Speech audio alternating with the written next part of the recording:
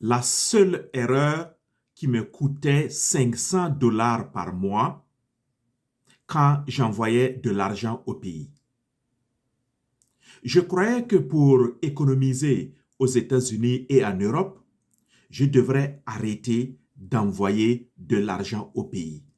Et beaucoup d'immigrants africains ou de couples immigrants africains pensent de la même sorte. Mais le vrai problème, ce n'est pas la famille. Le vrai problème, ce n'est pas le pays. Un jour, j'ai réalisé quelque chose de purement simple. Je n'avais pas un problème de générosité. J'avais un problème de structure. Alors, je ne blâme pas la famille qui demande de l'argent. Je n'accuse personne. Je ne blâme pas le système dans lequel je vis. J'ai simplement pris conscience d'une seule chose. Je n'avais aucun cadre. Je n'avais aucune structure. Je réagissais. Une demande arrive, alors je transfère de l'argent. Une urgence, je touche à mon épargne. Je vivais donc en mode émotionnel. N'est-ce pas ce que beaucoup de couples immigrants africains ou d'immigrants africains vivent dans la diaspora, en Europe, aux États-Unis, au Canada ou en Australie? Bienvenue à EFATA, l'école des familles et de la réussite en diaspora. Ici, nous parlons des relations familiales, des relations conjugales, mais nous parlons également de comment réussir dans l'ensemble, dans la diaspora, aux États-Unis, au Canada, en Europe ou en Australie. Alors, j'ai mis en place l'école du couple et de la relation. Je mettrai le lien dans la barre de description. Tu pourras aller jeter un coup d'œil. Et j'ai également publié un livre qui se trouve sur Amazon. Tu pourras l'acheter et pour voir comment tu peux renforcer ta relation dans la diaspora tout en relevant des défis et en faisant des exercices pratiques pour développer tes compétences relationnelles. Bienvenue encore à EFATA, l'école des familles et de la réussite en diaspora. Alors, je te demande, fais comme ça, fais comme ça. Oui, beaucoup de j'aime, beaucoup de likes, déposez vos commentaires et puis partagez cette vidéo. Alors, il y a eu un déclic dans ma vie. Et ce déclic-là m'a permis de récupérer, m'a permis d'économiser, m'a permis de sauver 500 dollars et plus par mois, bien que je continuais d'envoyer de l'argent au pays. Je vais te parler de deux méthodes. J'ai compris que et si je voulais construire aux États-Unis, c'est-à-dire construire ma vie aux États-Unis, je devrais aider sans me détruire. Alors j'ai créé deux choses. Et ces deux choses-là constituent la méthode que j'ai mise en place et qui m'a permis de sauvegarder plus de 500 dollars par mois. Ces deux choses-là qui constituent ma méthode m'a permis également de vivre loin de la culpabilité, c'est-à-dire de sortir de la culpabilité simplement. Parce que je vivais en mode émotionnel. Et parce qu'on fait clic, on envoie un message WhatsApp, on a besoin de tant de francs, et puis j'envoie de l'argent. Et si je n'envoyais pas, je me sentais un peu coupable. Cette méthode m'a permis de quitter cette culpabilité. Cette méthode m'a permis aussi d'être soulagé. Parce que j'ai compris que je peux aider sans me détruire. Et enfin, cette méthode m'a permis de prendre contrôle de mon argent chaque mois, chaque trimestre, chaque semestre et chaque année. Alors, cher ami, ne va pas, reste là, je vais te présenter maintenant ma méthode en deux étapes. Le premier point, la première chose que j'ai mise en place pour sauvegarder 500 dollars et plus par mois, bien que je continue à envoyer de l'argent au pays et à soutenir ma famille. La première chose, c'est ce que j'ai nommé le plafond sacré. J'ai décidé que ma générosité aurait une limite structurée. J'ai décidé de quitter ce que j'ai appelé la générosité impulsive. Alors, qu'est-ce que le plafond sacré? J'ai fixé un montant mensuel, un montant fixe, non négociable, comme un loyer. Par exemple, 400 dollars le mois, pas 300 un mois, 800 le mois suivant. Non, un montant fixe, un montant stable, un montant prévisible, un montant que moi-même j'ai appris à respecter. Et cela m'a permis d'établir ma comptabilité parce que je sais que je débloque chaque mois la somme que je peux atteindre, c'est 400 dollars et je ne vais jamais dépasser cela. C'est ce que j'ai appelé le plafond sacré. Si on me demande 500 dollars, 600 dollars, je dis non simplement parce que je respecte mon plafond sacré de 400 dollars. Ça, c'est une somme que j'ai proposée au pif. Peut-être dans ton cas, ça peut être 200 dollars. Dans ton cas, ça peut être 300 dollars ou 500 dollars, selon tes possibilités. Mais en tout cas, cette somme-là définit ce plafond sacré, cette limite que j'ai établie là, m'a soulagé énormément. Quelle est la deuxième chose que j'ai mise en place? C'est ce que j'ai appelé le compte tampon diaspora. Le compte tampon diaspora, qu'est-ce que ça dit? Et là, tout a changé le game dans ma vie. J'ai ouvert un compte séparé.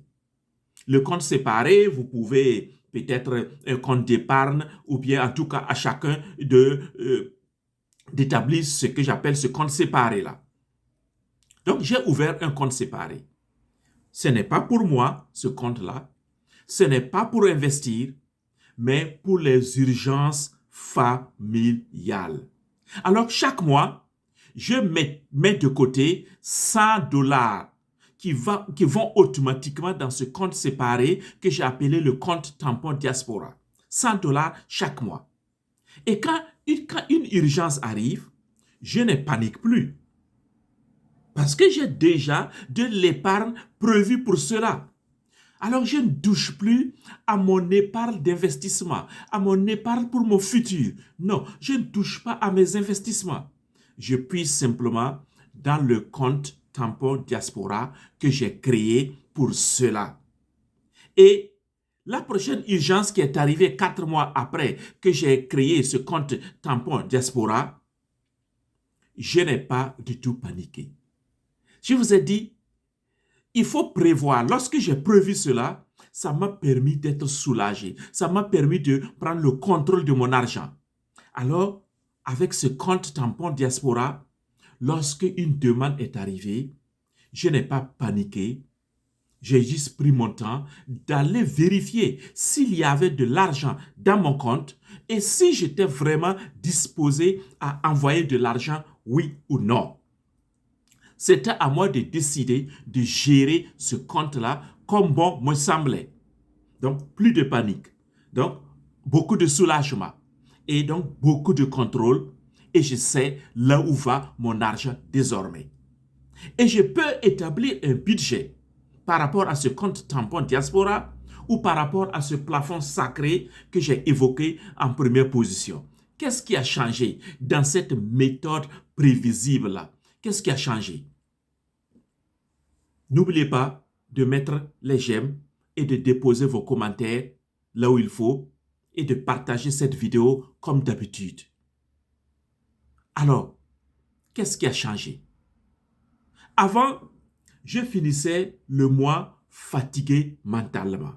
Oui, j'ai dit ça, fatigué mentalement. Parce que la pression était forte.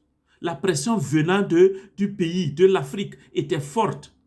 Des demandes à gauche, à droite. Des urgences ici ou là. Et je finissais le mois fatigué mentalement. Et je vois beaucoup de gens qui finissent par insulter, par parler mal aux membres de la famille. J'ai dit non à cela et j'ai créé cette méthode-là, le plafond sacré et le compte tampon diaspora.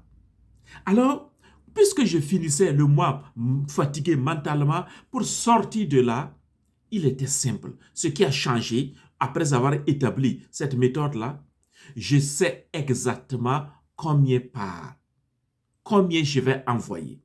Je sais exactement combien reste. Je sais exactement combien je construis. Je n'ai pas arrêté d'aider ma famille, mais j'ai arrêté de me sacrifier au profit d'autres personnes. Ah, voilà le changement que j'ai établi. La vérité ici, c'est quoi? Beaucoup d'immigrants ne sont pas pauvres. Ils sont désorganisés émotionnellement et financièrement. Oui. Et beaucoup, ce que j'ai remarqué, beaucoup automatisent Netflix. Beaucoup automatisent le paiement de la voiture. Beaucoup automatisent même le paiement de leur loyer. Mais on n'automatise pas notre générosité. Et c'est ça qui nous vide. Lorsque notre générosité n'est pas contrôlée, n'est pas orientée, n'est pas maîtrisée, cela nous vide émotionnellement, mentalement. Et on finit par traiter les gens de la famille là comme des... Et on finit par être simplement aigris. Alors, chers amis, bienvenue encore à EFATA, l'école des familles et de la réussite en diaspora. Ici, nous parlons de famille, d'argent, de réussite en diaspora. Économiser 500 $ par mois et plus, ce n'était pas une question de revenus, ce n'était pas aussi une question de pression familiale. C'était simplement une question de structure. J'ai manqué de structure pendant des années et cela m'a ruiné. Et cela m'a rendu même aigri à l'égard de ma famille. J'ai compris ceci, aider sa famille, aider ma famille ne doit pas détruire mon futur. Je peux être responsable sans être financièrement fragile. Aider pour moi ne veut pas dire se sacrifier. Être responsable, c'est construire ici afin de pouvoir aider longtemps. Quel est l'impact de cette manière de voir les choses et de faire les choses? Avant, je stressais. Avant, je vivais dans le stress. Le stress, quand j'entends même un appel, un coup de fil venant du pays, je stressais, je paniquais. Et il m'arrivait même de me demander, est-ce que je ne vais pas fermer, couper le numéro de certaines personnes? Donc avant, je stressais. C'était la fatigue mentale, c'était l'instabilité. Mais après avoir mis en place cette méthode-là, tranquille, j'ai eu de la clarté dans mes finances. Parce que je sais combien je peux envoyer et combien j'envoie effectivement. Maintenant, j'ai pris contrôle de mon argent, de mes finances. J'ai mis en place un plan. Et ensuite, j'ai appris à construire là où je suis. Je n'ai donc pas arrêté d'aider ma famille.